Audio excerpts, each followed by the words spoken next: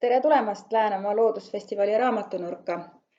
Minu nimi on Sirle ja ma õpin Haapsalu Kutsehariduskeskuses loodusgiidiks. Seoses sellega olen ma hakanud oluliselt rohkem loodusteemalisi raamatuid lugema. Eriti meeldivad mulle lasteraamatud. Tähendab, on hakanud meeldima, sest mul on lapsed, ma ostan raamatuid ja sirvin neid ka ise hoolega.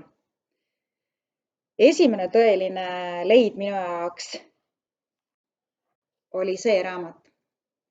Eve Hele Sitsi kirjutatud 9 väega maja, mis räägib taimest nimega üheksavägine ja looduse eluringist ja üldse sellest, kuidas kõik on omavahel seotud.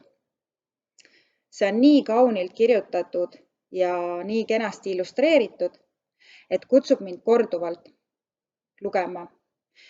Minu raamaturiiulis on see raamat kindlalt aukohal.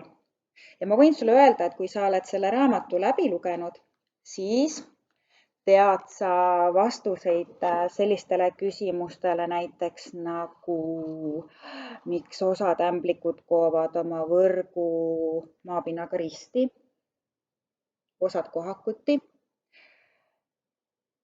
mille poolest on õnnetriinud ja lepatriinud ikkagi kasulikud loomad, kelle suvekoduks üheksavägine on ning kes on sõbrad, kes saavad aeg-ajalt üheksavägise juures kokku ja siis hakkavad üksteisele oma vigurlennuoskusi demonstreerima. Ja siis on selline linn nagu Ohakalind ja temal on üheksavägisega omad teatud kokkulepped. Veel on üks salapärane olevus, kes elab üheksavägise keldrikorrusel ning tassib sinna kokku tema seemneid.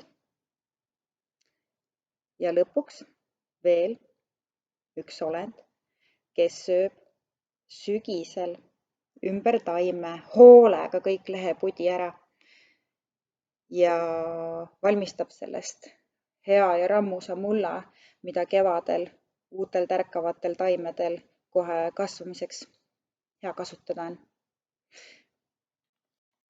Loe aga läbi ja saadki teada.